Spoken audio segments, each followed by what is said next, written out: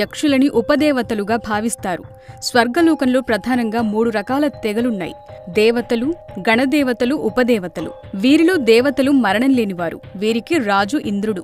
గణదేవతల్లో 12 మంది ఆదిత్యులు, 10 మంది విశ్వదేవతలు, 8 మంది వసువులు, 36 మంది తుషితులు, 64 మంది ఆభాస్వరులు, 49 మంది అనిలసలు, 220 మంది మహారాజకసులు, 12 మంది సాధ్యసులు, 11 మంది రుద్రులు ఉన్నారు. వీరిలో కూడా ఒక్కొక్క జాతికి ఒక్కో అధిపతి ఉంటాడు.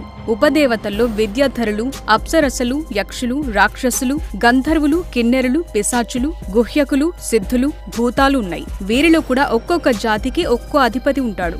యక్షులు కశ్యప ప్రజాపతి ముని అనే ఆమెకు జన్మించారు. యక్షులు అనగానే వాళ్లు దయ్యాలేమో అనే అభిప్రాయం చాలా మందికుంది. కాని మన శివ పంచాక్షరి స్తోత్రంలో శివుడిని స్తుతిస్తూ యక్ష స్వరూపాయ అని అంటాం కదా. శివుడు దేవుడు కాబట్టి వీళ్లు కూడా దేవతలతో సమానంగా శక్తులు కలిగి ఉంటారు. ఈ యక్షుల నివాసం అధో లోకాల్లో ఒకటైన తలాతలం, అతలంలో పిశాచగణాలు, వితలంలో గుహ్యాకులు, సుతలంలో రాక్షసులు, రసాతలంలో భూతాలు, మహాతలంలో పితృదేవతలు, పాతాళంలో పన్నగులు అంటే సర్పజాతి ఉంటాయి.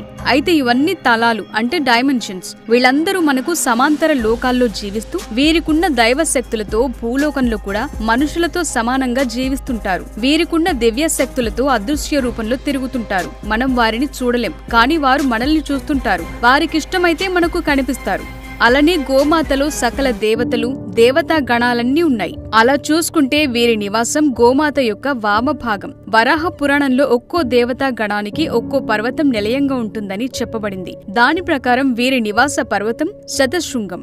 వీరిలో మగవారిని యక్షుడు అని, ఆడవారిని యక్షిణి అని అంటారు. వీరు సౌందర్యమైన శరీరాకృతిని కలిగి ఉంటారు. అలకా నగర పరిపాలకుడు కుబేరుడు యక్షులకి రాజు. వీరి పని గుప్త నిధులకి కాపలా కాయటం. అన్ని లోకాల్లో ఉన్న నిధులని రక్షించటం వీరి ప్రధాన కర్తవ్యం. వీళ్ల రాజు అయిన కుబేరుడు వీళ్ళందరినీ విభజించి ఒక్కో లోకానికి కొంతమందిని నియమిస్తాడు. నిధులని వీళ్లు సరిగా రక్షించలేకపోతే కుబేరుడు వీళ్ళని శిక్షిస్తాడు, కొంతమందిని శపిస్తాడు కూడా.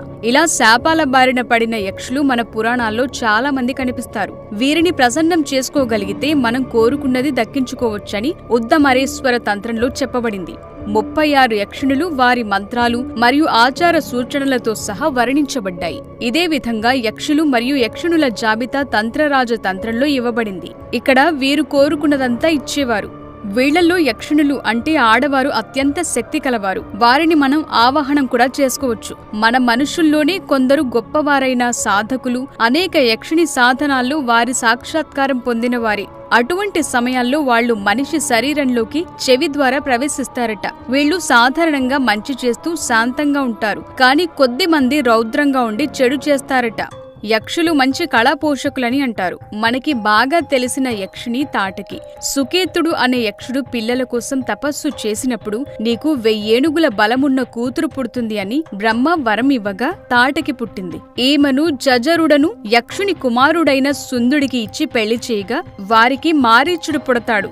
ఒకసారి సుందుడు అగస్త్యుణ్ణి కొట్టడానికి వెళతాడు. అప్పుడు ఆయన ఆగ్రహంతో సుందుడిని భస్మం చేస్తాడు. అది భరించలేక తాటకి మారీచుడు కలిసి అగస్త్యుణ్ణి చంపటానికి వెళితే ఆయన వీరిరువురిని రాక్షసులు అవ్వమని శపిస్తారు. అలా యక్షులు కాస్త రాక్షసులుగా మారారని వాల్మీకి రామాయణంలో బాలకాండలో చెప్పబడింది. యక్షులు రాక్షసులను సోదర జాతిగా మన పురాణ ఇతిహాసాలు వర్ణించాయి. మనకి బాగా తెలిసిన కొంతమంది యక్షులు మణిగ్రీవుడు, నలకూబరుడు. వీరిద్దరిని మద్ది చెట్టులై పడమని ఒక ముని శపిస్తాడు.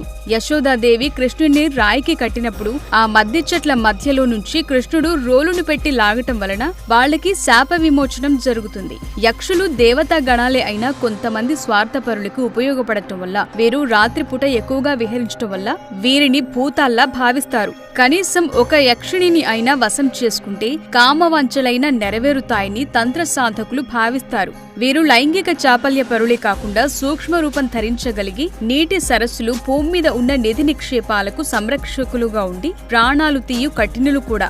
దైవిక శక్తులు కలిగి అవసరమైనప్పుడు వీరు రూపాలను కూడా మార్చుకోగలరు. ఇలా చాలా మంది యక్షులు జంతు రూపాలు ధరించి తమ కామ కోరికలు తీర్చడం మన పురాణాల్లో కనిపిస్తుంది. అలాగే కొంతమంది యక్షులు మానవ రూపం ధరించి మనుషులతో కూడా కామ కోరికలు తీర్చుకోవటం మన పురాణాల్లో చెప్పబడింది. మహాభారతంలోని అరణ్య పర్వంలో పాండవులు వనవాసంలో ఉన్నప్పుడు ధర్మరాజును పరీక్షించటానికి యమధర్మరాజు యక్షుని రూపంలో అడిగిన ప్రశ్నలే యక్ష ప్రశ్నలు. సో ఇది యక్షుల కథ.